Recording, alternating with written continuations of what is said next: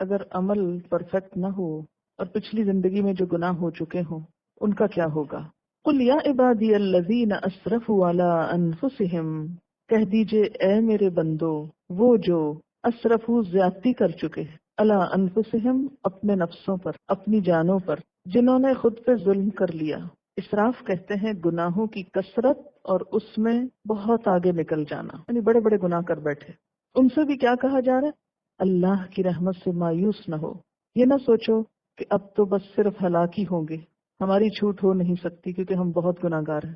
اچھا، یہ جو جملہ ہے نا ہم بہت گناہ گار ہیں، یہ بھی دو طرح بولا جاتا ہے۔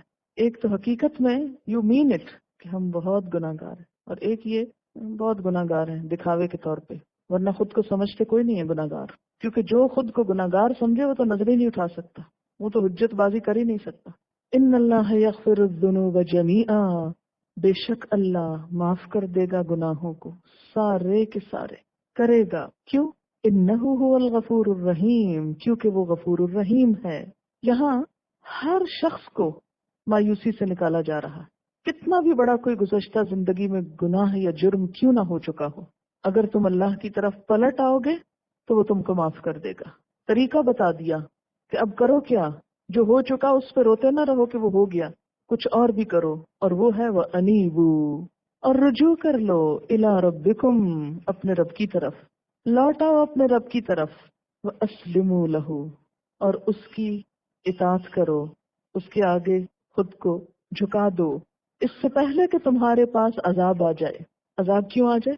اس لیے کہ نمبر ایک گناہ کیے، پھر پلٹے نہیں، پھر اللہ کی بات مانی نہیں، یا پھر گناہ کر کے مایوسی رہے کہ ہماری تو معافی ہونی نہیں، غم زدہ رہے، اور وہ جو اللہ نے اس دلدل سے نکلنے کے لیے کرنے کو کہا تھا وہ نہ کیا۔ فرمایا نکلو اس سے، پلٹو اپنے رب کی طرف اور آئندہ اس کی اطاعت شروع کر دو، ورنہ کیا ہوگا کہ ایسا عذاب آئے گا کہ پھر ثم لا تنصرون، تم مدد نہ کیے جاؤ گے، کوئی تمہارا ساتھ نہ دے گا۔ تو اس سے کیا پتہ چلتا ہے کہ نمبر ایک، اللہ تعالیٰ کی ذات بہت وسعت والی ہے، بندہ کیسا بھی قصور کیوں نہ کر بیٹھے، کیسا بھی، لیکن اگر سچے دل سے توبہ کر لیتا ہے تو معاف کر دیا جاتا ہے۔ مسند احمد میں ہے کہ نبی صلی اللہ علیہ وسلم نے فرمایا، اس کی قسم جس کے ہاتھ میں میری جان ہے، اگر تم خطائیں کرتے کرتے زمین اور آسمان بھر ڈالو پھر اللہ سے استغفار کرو تو یقیناً وہ تمہیں بخش دے گا۔ اس کی قسم جس کے ہاتھ میں محمد صلی اللہ علیہ وسلم کی جان ہے، اگر تم خطائیں کرو ہی نہیں تو اللہ تعالیٰ تمہاری جگہ ان لوگوں کو لائے گا جو خطا کر کے استغفار کریں اور پھر اللہ انہیں بخش دے۔ یعنی فرشتے موجود ہیں آلریڈی، انسان تو چیز ہی ایسی ہے کہ جو چلتے چلتے رستہ بھول جائے اور پھر پلٹے، بھولا نہ رہے۔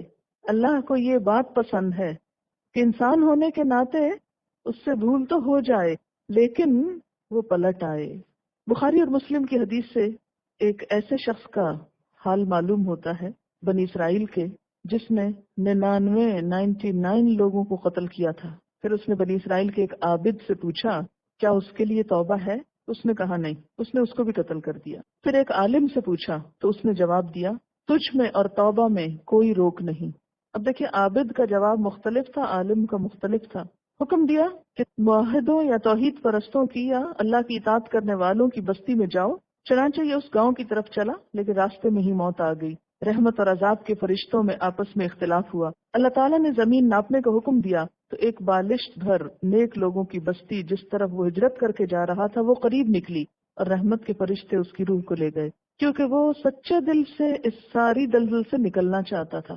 توبہ کر لی اس نے، اور توبہ پر قائم رہنے کے لیے وہ اس بستی کی طرف مائگریٹ کر رہا تھا کہ میں جب تک برے لوگوں کی صحبت میں رہوں گا میں توبہ نہیں کر سکتا۔ تو یہی اللہ کی رحمت ہے، مایوسی کفر ہے۔ یہاں اس کا یہ مطلب نہ سمجھا جائے کہ انسان جی بھر کے گناہ صرف اس لیے کرے کہ چونکہ اللہ تعالیٰ معاف جو کرتا ہے، اس لیے اس امید پہ گناہ کیے جاؤ، دوسروں پہ ظلم و زیادتی کیے جاؤ۔ جہاں وہ غفور الرحیم ہے وہاں قرآن پاک میں دوسری جگہ عزیز ذو انتقام بھی ہے۔